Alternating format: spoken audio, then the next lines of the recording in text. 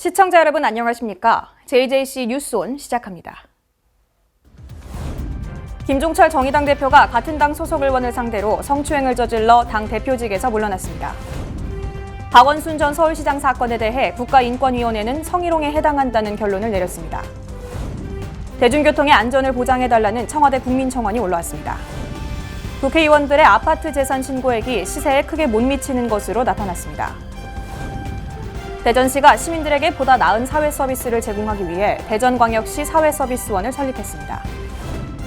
첫 소식입니다. 김종철 정의당 대표가 같은 당 소속 의원을 상대로 성추행을 저질러 25일 대표직에서 물러났습니다. 원내 의석을 둔 공당의 대표가 성비위로 사퇴하는 일이 처음인데다 성폭력 추방에 가장 적극적이었던 진보 정당이라는 점에서 큰 충격을 불러일으키고 있는데요. 현 상황에 대한 각 언론사들의 의견 살펴보겠습니다. 먼저 A일보는 안희정, 오거돈, 박원순이라는 여권 거물들이 잇따라 성범죄로 퇴출됐으면 그만 멈춰야 마땅한데 또 진보 진영에서 권력형 성범죄가 터져 개탄스럽다고 말했습니다. 또한 무관용 원칙에 따라 가장 높은 수위로 징계해야 한다고 강조했습니다. B일보는 정의당이 제도권 정당 가운데 성평등 이슈에 가장 큰 목소리를 냈던 만큼 이번 성추행은 더 부끄럽고 참담한 사건이라고 비판했습니다. 또한 도덕성이 생명이라고 할 수 있는 진보 정당의 이미지 타격은 피할 수 없을 것으로 보인다고 말했습니다. 마지막으로 C일보는 진보 진영의 거물 정치인들이 권력형 성범죄로 낙마하면서 이 위선의 바닥을 드러내는 일이 끊이지 않고 있다며 이는 민주화 세대를 자처하는 정치인들조차 여성 인권에 대한 인식이 권위주의 시절에 머물러 있음을 보여준다고 비판했습니다. 막강한 권력을 가진 이 고위직, 유력 정치인일수록 스스로 경계심을 갖고 성인식을 제고하는 노력이 필요합니다. 궁극적으로는 법과 제도, 문화, 인식에 뿌리 내린 이 성차별을 해소하는 게 성폭력 근절의 길입니다. 다음 소식입니다. 박원순 전 서울시장이 피해자에게 행한 성적 언동에 대해 국가인권위원회가 이는 성희롱에 해당한다는 결론을 내렸습니다.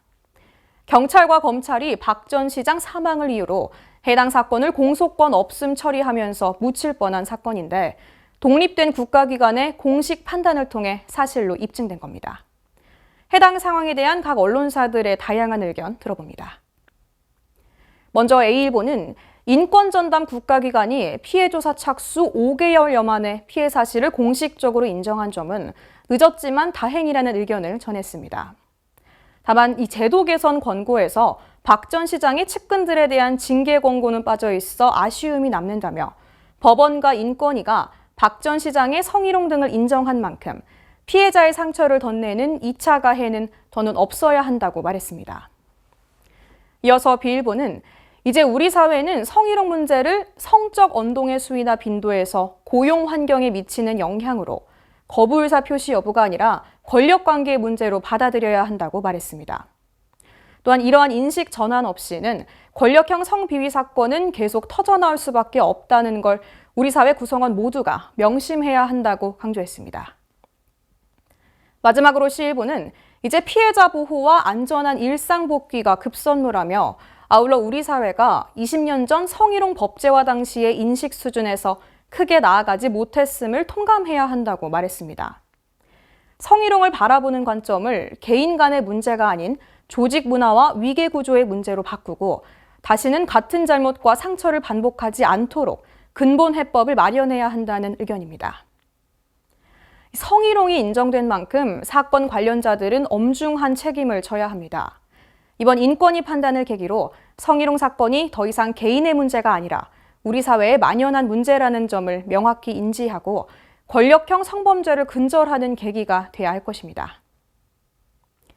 국민이 물으면 정부가 답하는 국민청원, 국정 현안과 관련해 누구나 청원을 제기하고 국민 다수의 목소리를 모을 수 있는데요. 20만 명 이상의 동의를 받으면 정부와 청와대 관계자들의 답변을 받게 됩니다. 오늘 소개해드릴 내용은 버스 롱패딩 사망 사고와 관련해 대중교통의 안전을 보장해달라는 청원입니다. 경기도 파주에서 버스에서 내리던 20대 여성 승객의 롱패딩 옷 소매가 뒷문에 끼면서 결국 피해자가 사망하는 사건이 벌어졌습니다. 이와 관련해 피해자의 유족은 대중교통의 안전을 보장해달라고 청와대 국민청원에 호소했습니다. 청원인은 제 동생은 10m를 끌려가다가 넘어지면서 뒷바퀴에 깔려 직사했다며 처음에는 문을 두드리고 속도를 내는 버스에 놀라 같이 뛰어보기도 했지만 순식간에 결국 넘어져 버렸다고 사건 개요를 설명했습니다.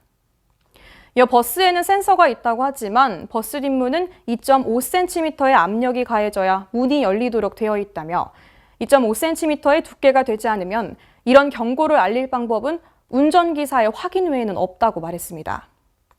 이어서 이런 센서 또한 개선이 필요하며 안전한 운행을 위해서라도 정기적인 정비가 필요하다고 지적했습니다. 또한 승하차 때 나는 사고의 경우 범칙금 또는 버스회사 내부에서 교육으로 끝나는 경우가 대부분이라며 사고에 대해서는 운전자에 대한 형사 책임을 확실히 할 수 있는 법이 재정비되어야 한다고 촉구했습니다. 그러면서 청원인은 이 버스기사의 정기적인 안전교육 강화, 승하차 시 타고 내릴 수 있는 안전시간 확보, 버스 사고의 처벌 강화 등을 제안했습니다. 해당 청원에는 1일 오후 1시를 기준으로 약 3만 명이 동의했습니다. 이어서 국회 소식입니다. 21대 국회의원 중 아파트 재산 상위 30명이 보유한 아파트의 총 시세는 1,131억 원으로 1인당 평균 37억 원 이상의 아파트를 보유한 것이란 조사 결과가 나왔습니다. 하지만 재산 신고액은 시세에 크게 못 미쳤습니다. 경제정의실천시민연합은 21대 국회의원의 보유재산과 부동산 보유 실태에 대한 심층 분석 결과를 발표했습니다. 지난해 11월 기준 아파트 재산 상위 30명을 대상으로 조사한 결과 아파트 51채의 시세는 약 1,131억 원입니다. 한 명당 37억 원 상당의 아파트를 보유하고 있는 셈입니다.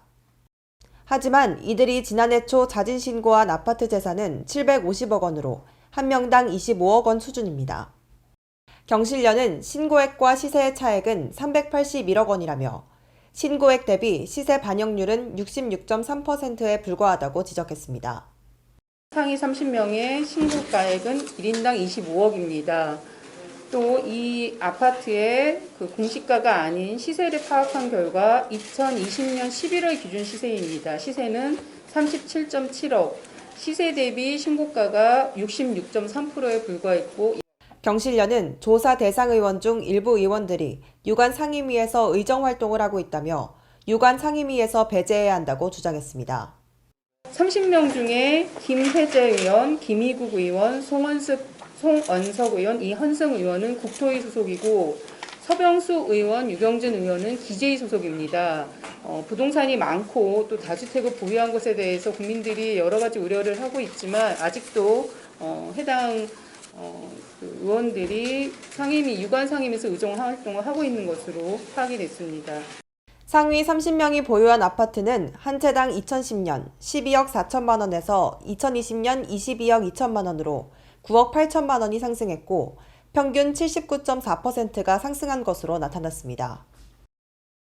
문재인 정부 4년 평균 14억 9천만 원에서 지난해 22억 2천만 원으로 7억 3천만 원, 49.4%가 올랐습니다. 경실련은 자산 신고를 할 때 보유 자산을 시세대로 신고하는 것을 의무화하고 공개해야 한다고 지적했습니다. 국회의원이 가진 재산, 대한민국 고위공직자 재산을 신고하는 기준인 부동산 재산 신고 기준을 실제 시세대로 신고하도록 자기가 가진 재산, 자기가 가진 집, 자기가 가진 부동산을 실제 가격대로 신고하는 그 하나만이라도 아파트값 상승률이 임금 상승률보다 높아 서울에 집 한 채 마련하기가 점점 어려워지는 것이 현실입니다.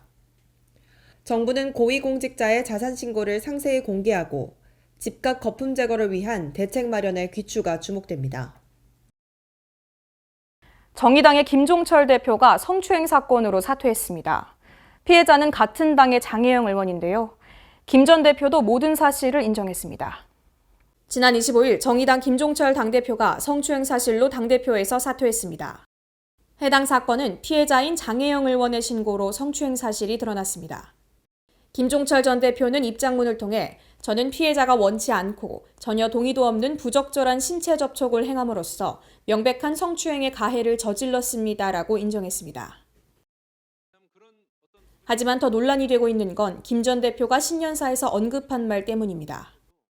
사회의 압도적인 성적 권력, 그러니까 권력 구성은 여성에게 철저하게 불리하게 돼 있는 것이 사실이고, 또 그 폭력의 피해자의 거의 압도적인 다수가 여성이기 때문에 그것이 어떤 또 다른 알리바이, 어떤 성폭력으로 여성들이 고통받고 있는 현실을 이렇게 약간 무마하기 위한 이런 것으로 쓰여서는 안 되겠다, 이런 생각을 좀 합니다. 김 대표는 모든 사실을 인정하고 사퇴 의사를 밝혔으나 이날 정의당 대표단은 성추행 사건에 대해선 관용이 없다며 단호하게 대처하겠다는 의사를 밝혔습니다. 정의당은 성추행 사건에 대해 예의와 관용이 없습니다. 그런 점에서 정의당은 원칙과 성인지 감수성, 그리고 당원 당규 등에 따라 단호하게 조치할 것입니다. 젠더 평등이라는 이념을 앞세우던 정의당은 이번 사태로 큰 타격을 입게 됐습니다. 정의당 김종철 대표가 성추행 사실로 인해 당대표직에서 사퇴했지만 형사상 고소는 고려하지 않는 것으로 알려졌는데요. 당 정체성을 흔들 초유의 일인 만큼 제명을 결정했습니다. 지난 25일 정의당은 브리핑을 통해 김종철 전 당대표의 성추행 사건을 알렸습니다. 김종철 대표의 성추행 사건으로 큰 충격과 심려를 끼친 점에 대해 국민 여러분과 당원 여러분께 머리 숙여 깊이 사과드립니다. 이에 피해자인 장혜영 의원도 입장문을 밝혔습니다. 장 의원은 함께 젠더폭력 근절을 외쳐왔던 정치적 동지이자 마음 깊이 신뢰하던 우리 당의 대표로부터 저의 평등한 인간으로서의 존엄을 훼손당하는 충격과 고통은 실로 컸다고 밝혔습니다. 이어 김종철 전 정의당 대표의 성추행 사건이 공개된 다음 날 한 시민단체도 김 전 대표를 성추행 혐의로 고발했습니다. 이에 대해 장혜영 의원은 개인 SNS를 통해 유감의 뜻을 밝혔습니다. 경찰은 김종철 전 당대표 사건을 영등포에서 서울경찰청으로 이관했으며 사건이 이첩된 이유에 대해서는 국민적인 사안으로 주요 사건이기 때문이라고 밝혔습니다. 우리 당 중앙당규위원회는 김종철 전 대표에 대해 제명 결정을 했습니다. 지난 25일 김종철 전 대표의 성추행 사건과 관련해 당 대표단이 제소한 사건으로 당이 내릴 수 있는 최고수의 징계인 제명을 결정한 것입니다. 지난 29일 정의당은 브리핑을 통해 김종철 전 당대표의 제명을 결정했습니다. 수도권 소식입니다. 경사가 급한 고지대 지역은 눈이 쌓이거나 추위로 도로가 얼어붙을 경우 차량 통행이 쉽지 않고 낙상 사고의 위험도 그만큼 커지기 마련인데요. 강북구가 자동으로 도로 위에 눈을 녹이고 재설제 사용에 따른 환경오염도 예방할 수 있는 열선 시스템을 지역 내 고지대 3곳에 설치했습니다. 강북구가 도로 결빙에 따른 각종 사고를 예방하기 위해 삼양동과 미아동, 성중동 일대 고지대에 열선을 설치했습니다. 친환경 열선 시스템이 구축된 지역은 모두 3곳으로 삼양초등학교 인근의 삼양로 41가길 8번과 삼양시장 인근 골목길인 솔매로 2번에서 24번 사이, 그리고 도봉로 34길 58번 일대입니다. 융설 시스템은 도로 포장면 아래에 매설된 열선이 온도와 습도 센서 등을 통해 자동으로 작동하면서 해당 구역에 눈이 쌓이는 것을 차단하는 방식으로 운영됩니다. 열선이 매립된 지역은 경사가 급해 적은 양의 눈에도 마을버스나 차량 통행에 어려움이 뒤따랐고 어르신이나 보행이 불편한 주민들의 낙상사고 위험도 높아 예방 조치를 마련할 필요성이 제기되었습니다. 시스템이 설치됨에 따라 재설제 사용으로 인한 도로 시설물의 부식과 환경 오염을 막을 수 있고 인력과 장비를 폭설 취약 지역에 재배치할 수 있어 재설 대책의 효율성도 향상될 것으로 기대됩니다. 강북구는 비상 상황을 대비한 원격 제어 장치를 운용하고 도로 인근에는 CCTV를 설치해 지속적인 모니터링을 실시하고 있습니다. 마포구는 지난 12월 16일부터 누구나 코로나19 검사를 받을 수 있는 임시 선별검사소 2곳을 운영해 왔습니다. 이 중 망원유수지 체육공원 임시선별검사소는 예정대로 지난 17일에 운영을 마감했는데요. 나머지 한 곳인 서강대역 광장 검사소가 2월 13일까지 2주간 운영을 연장하기로 했습니다. 마포구에서 운영 중인 서강대역 광장 임시선별검사소가 4주간 연장 운영됩니다. 임시선별검사소에서는 코로나19 확산 차단을 위해 역학적 연관성과 상관없이 시민 누구나 무료로 익명검사가 가능합니다. 연장 기간은 1월 18일부터 2월 13일까지고 일요일과 공휴일은 운영되지 않습니다. 평일 오전 9시부터 오후 5시까지 운영되며 오후 1시부터 2시까지는 휴식 및 소독 시간이 있습니다. 토요일은 오전 9시부터 오후 1시까지 운영됩니다. 서강대역 광장 임시선별검사소는 서강대역 1번 출구 뒤편 지상부 광장에 위치해 있습니다. 마포구가 지역 청소년을 대상으로 금연 활동을 활발히 펼치고 있습니다. 그 결과 서울시가 주관한 2020년 금연도시 서울 만들기 사업에 청소년 흡연 예방 부문에서 최우수고로 선정됐습니다. 마포구는 자라나는 청소년들이 음주, 흡연 등 잘못된 습관에 노출돼 탈선하는 것을 바로잡기 위해 노력하고 있습니다. 마포구는 청소년 금연 활동의 하나로 지난해 처음으로 청소년 금연 홍보단을 만들었습니다. 지역 청소년들로 구성된 금연 홍보단은 지난해 8월 14일 발족식을 가진 뒤 활발한 금연 활동을 전개했습니다. 금연 홍보단은 청소년의 자발적인 금연 문화를 조성하는 것을 목표로 삼고 또래의 공감대를 이끌어낼 금연 콘텐츠를 개발해 청소년의 눈높이에 맞는 금연 광고를 제작했습니다. 또 청소년 주도형 금연거리를 조성하는 데 힘을 보탰습니다. 이렇게 마포구가 금연 홍보단 등과 합심해 청소년 흡연 예방을 위해 헌신한 결과 서울시가 주관한 2020년 금연도시 서울 만들기 사업에 청소년 흡연 예방 부문에서 최우수고로 선정됐습니다. 마포구는 유튜브와 인스타그램, 페이스북 등을 활용해 청소년들에게 금연을 홍보하고 있습니다. 네, 광역시 소식입니다. 고령화 사회 여성 경제 활동의 증가로 아동과 노인 돌봄 서비스의 수요가 증가하고 있습니다. 이에 대전시가 도움이 필요한 시민에게 보다 나은 사회 서비스를 제공하기 위해 대전광역시 사회서비스원을 설립했습니다. 대전시가 1월 27일 대전광역시 사회서비스원 개원식을 개최했습니다. 사회서비스원은 사회서비스의 공공성과 책임성 확보, 양질의 일자리 확충, 서비스질 개선을 위해 출범했으며 본부와 직영시설로 운영, 직영시설은 오는 2025년까지 52개 시설로 확대해 나갈 예정입니다. 또한 대전시의 돌봄 수요와 서비스 제공의 연계체계 구축, 중장기 복지정책 로드맵 수립, 국공립시설과 종합재가센터 운영의 체계화, 종사자 처우 개선 등을 적극 추진할 계획입니다. 한편 코로나19로 모두가 어려운 여건 속에서 출범한 만큼 대전시 사회서비스원은 지역의 시민복지를 한층 발전시키는 계기가 될 것으로 기대됩니다. 시민 모두가 안전한 도시를 만들기 위해 대전시는 다양한 노력을 기울이고 있는데요. 안전한 대전 만들기를 위한 자세한 시정 소식 전해드립니다. 지역사회에 위기 상황이 발생했을 때 무엇보다 중요한 것이 바로 발빠른 대처인데요. 대전, 세종, 충남에서 운영하는 영상회의 시스템이 오는 5월부터 대전시로 통합됩니다. 이에 비상시 의사소통과 상황관리가 원활해질 것으로 기대됩니다. 음란성 정보를 유통하는 불법 유해 사이트를 감시하고 모니터링하는 온라인 시민감시단이 5월부터 운영됩니다. 시민인권보호관이라고 들어보셨나요?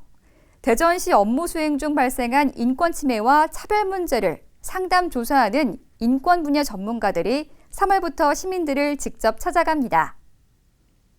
공기정화 기능을 가진 친환경 수소 시내버스가 올 하반기 대전에 처음 도입됩니다. 수소 시내버스는 1회 충전으로 400km 이상 주행이 가능합니다. 대전시 소방본부 119 종합상황실에서 119 신고 중 끊긴 전화에 대해 민원인에게 다시 연락하는 콜백 시스템을 올해 하반기부터 운영합니다. 소방본부는 콜백 시스템을 통해 도움이 필요한 신고자의 위급 상황 여부를 더욱 철저하게 확인, 대응할 계획입니다. 시민 모두가 안전한 대전, 시민과 함께 만들어갑니다. 광주시가 출퇴근 시 교통 혼잡을 개선하고 물류 비용 절감 등을 위해 관내 간선도로 사업을 4개 분야로 구분해 추진합니다. 먼저 광역도로 사업으로 광주 하남에서 장성 3개로 이어지는 광역도로의 노선을 일부 조정하고 기존 2차로에서 4차로로 확장합니다. 이와 함께 공사비 50%를 국비로 지원받는 혼잡도로 개선 사업을 추진해 상무지구에서 첨단산단, 월전동에서 무진로, 북부순환도로, 용도에서 담양을 잇는 도로의 교통 혼잡을 해소할 방침입니다. 지난해 말 우리 시는 간선도로 사업을 위한 국비 1,000억여 원을 확보해 사업을 안정적으로 진행할 수 있게 되었는데요. 간선도로망 확충으로 시민들의 교통불편 해소와 지역경제 활성화 등 긍정적인 영향을 불러올 것으로 생각됩니다. 아울러 산단 진입도로 사업의 일환으로 평동 3차 산단과 남구 대촌 에너지밸리를 잇는 구간에 대한 공사를 올 하반기부터 단계적으로 실시합니다. 또 작년 말 사업비 453억 원을 전액 국비로 확보한 첨단 3지구 진입도로 개설 사업을 추진해 물류 경쟁력을 높일 계획입니다.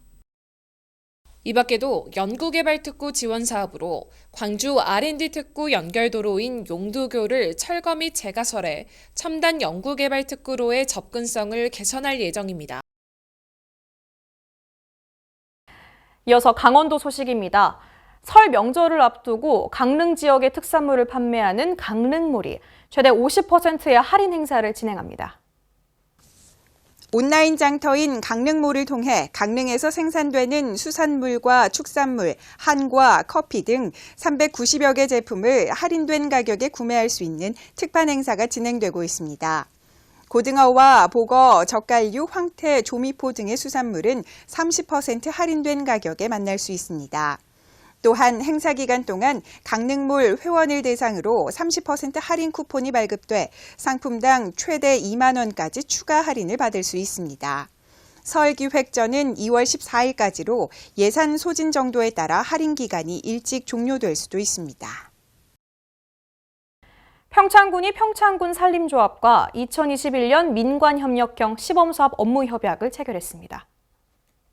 민관협력형 산림경영 시범사업은 사유림 경영 활성화를 위해 산림조합의 공적 기능 강화 및 산림법인과의 상생 방안 마련을 목적으로 하는 사업으로 군은 2021년 조립 및 숯가꾸기 사업을 산림조합에 위탁해 시행합니다. 평창군 산림조합은 총 사업량 1,665헥타르, 사업비 49억 원의 조립 및 숯가꾸기 사업을 위탁받아 시행할 예정입니다. 설계, 시공, 관리 등에 참여하지 않고 사업 대상지 확보 및 발주, 관리 감독 등을 추진해 조합과 법인과의 관계 개선 및 조합의 공공기능 강화에 주력할 예정입니다. 이번 협약은 전문적인 산림 경영이 이루어질 수 있도록 적극 지원해 침체 사유림 경영의 성공 모델 개발 및 확산에 기여할 것으로 기대됩니다. 횡성군이 보훈 대상자와 그 유가족의 영예로운 생활을 지원하기 위해 한층 더 확대된 복지 정책을 추진합니다. 횡성군이 보훈 대상자의 생활 안정과 복지 향상을 위해 복지 정책을 확대했습니다. 참전 유공자 명예수당은 기존보다 3만 원 인상한 20만 원으로, 유공자 배우자의 복지수당은 5만 원 인상한 12만 원으로 확대하고 생일 축하금 10만 원을 신설 지급합니다. 또한 국가보훈 대상자에게 지급되는 보훈수당은 5만 원 인상해 15만 원을, 보국 수훈자 수당은 2만 원 오른 12만 원을 지원하고 사망 위로금은 참전 유가족 40만 원, 보훈 유가족 30만 원으로 각각 10만 원 증액하는 등 지원을 대폭 확대했습니다. 다음은 충청도 소식입니다. 충북도가 코로나19 백신 예방접종을 위한 시행 계획을 마련했습니다. 도와 시군은 행정부지사를 단장으로 하는 예방접종 시행추진단 및 민관협의체를 구성해 본격 운영합니다. 이들은 상황 총괄 계획 수립과 백신 수급 관리, 예방접종 홍보, 의료기관 현장 점검 등의 역할을 맡게 됩니다. 도내 접종 대상은 우선 접종 60만 명, 일반 접종 75만 명 등 모두 136만 명으로 도는 접종이 진행되는 오는 2월부터 11월까지 현장지도 합동 점검반과 이상반응 신속 대응반을 운영할 방침입니다. 보령시가 보령가축 경매시장 개장 후 4년간 30억 원의 농가 추가 소득을 창출하며 옛 명성을 되찾았습니다. 보령시가 보령가축경매시장 개장 후 4년간 30억 원의 농가 추가 소득을 창출하며 남포 한우의 옛 명성을 되찾았습니다. 시에 따르면 지난 2017년부터 2020년까지 총 거래두 수는 모두 12,216두, 거래액은 507억 원으로 총 30억 5,400만 원의 농가 추가 소득을 올렸습니다. 이는 한우 개량 극대화 지원 사업에 4억 268만 원, 한우 개량 컨설팅 지원 사업에 3억 720만 원을 투자하는 등 한우의 개량과 지속적인 관리를 위해 노력한 결과로 풀이됩니다. 보령시는 앞으로도 한우 농가의 소득 향상과 지역 경제 활성화를 위해 더욱 노력한다는 방침입니다. 네, 경상도 소식입니다. 양산시 도심의 미세먼지 저감과 열섬 현상을 완화하기 위한 도시 바람길숲 조성 사업이 올해부터 본격화됩니다. 양산시는 지난 2019년 정부의 지역 밀착형 생활 SOC 사업 선정과 중앙투자사업 심사를 마친 도시 바람길숲 조성 사업에 대한 시행 계획을 마련했습니다.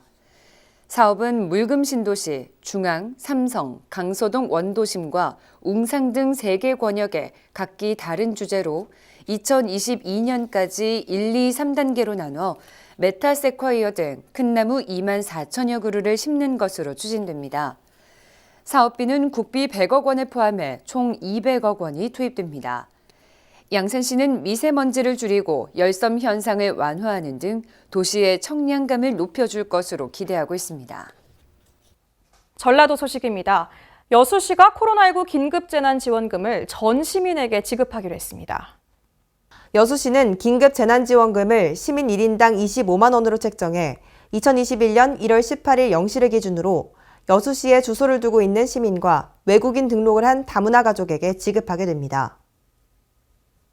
긴급재난지원금은 지역경제 활성화를 위해 선불카드로 지급하게 되며 금년 8월 말까지 사용토록 할 계획입니다. 카드 사용이 불편한 65세 이상 어른들께는 현금으로 지급할 계획입니다.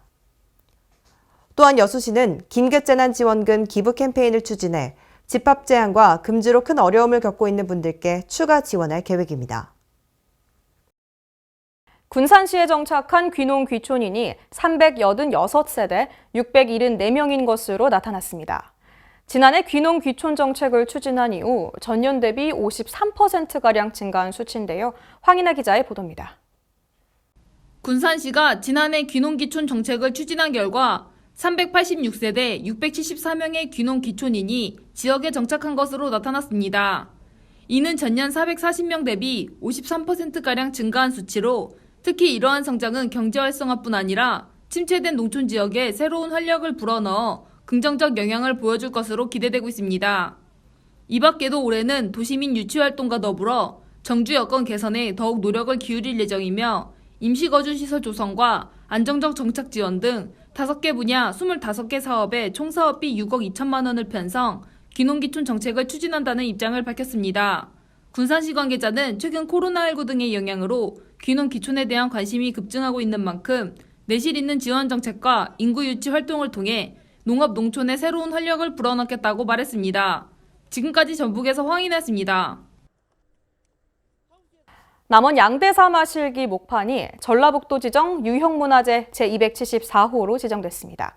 보도에 황인아 기자입니다. 조선시대 간행된 208장의 완본의 남원 양대사 마실기 목판이 전라북도 지정 유형문화재 제274호로 지정됐습니다. 남원시에 따르면 남원 양시 충장공파 중중의 양대사 마실기 목판은 개인 문집임에도 불구하고 왕명에 의해 간행된 목판으로 판각기법이 매우 훌륭하고 결락된 판목도 없는 등 중요한 가치를 지녀 유형문화재 제274호로 지정됐다고 밝혔습니다. 양대사 마실기 목판은 조선시대 임진왜란 때에 의병 양대박에 대해 심한지 등이 간행한 책을 1799년 왕명에 의해 판각한 것입니다.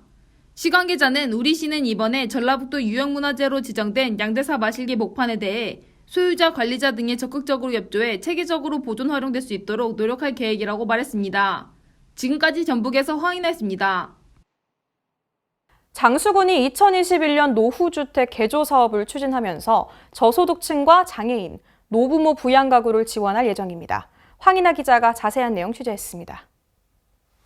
장수군이 저소득층과 장애인, 고령자 등 취약계층의 낡은 집을 개조해 생활의 만족도를 높이는 2021년 노후주택 개조 사업을 추진합니다.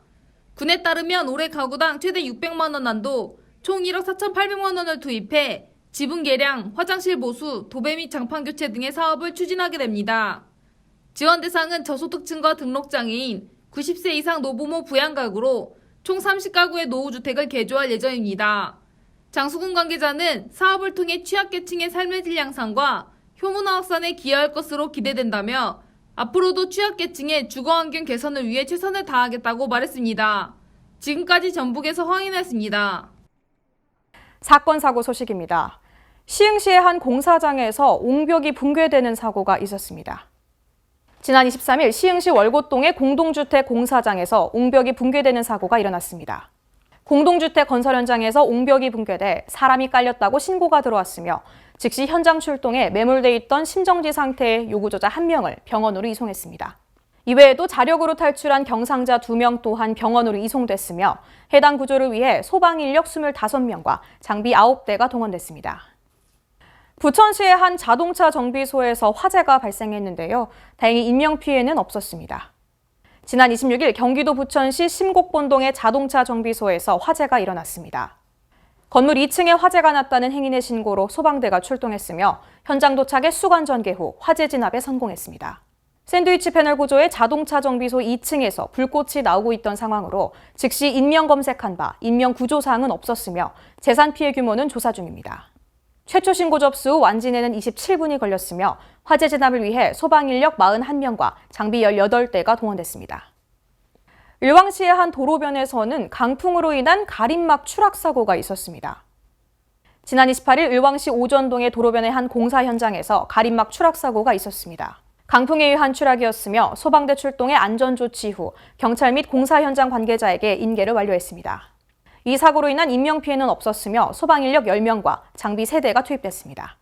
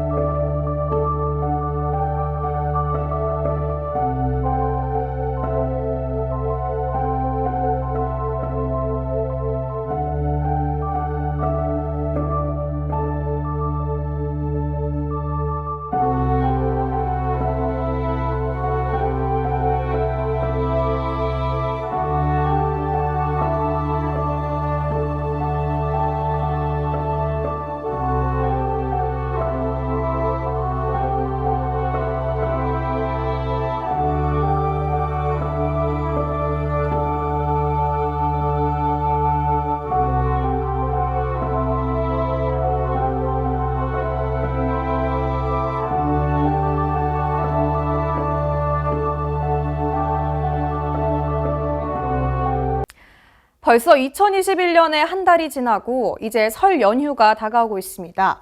떨어져 있던 가족과 친척들을 오랜만에 볼 수 있는 명절이지만 아직 방심하기엔 이른데요. 이 연휴 기간이 코로나19 감염 급증의 계기가 되지 않도록 우리 모두 거리 두는 명절을 보내길 바랍니다. 이상 뉴스 마칩니다. 시청해주신 여러분 고맙습니다.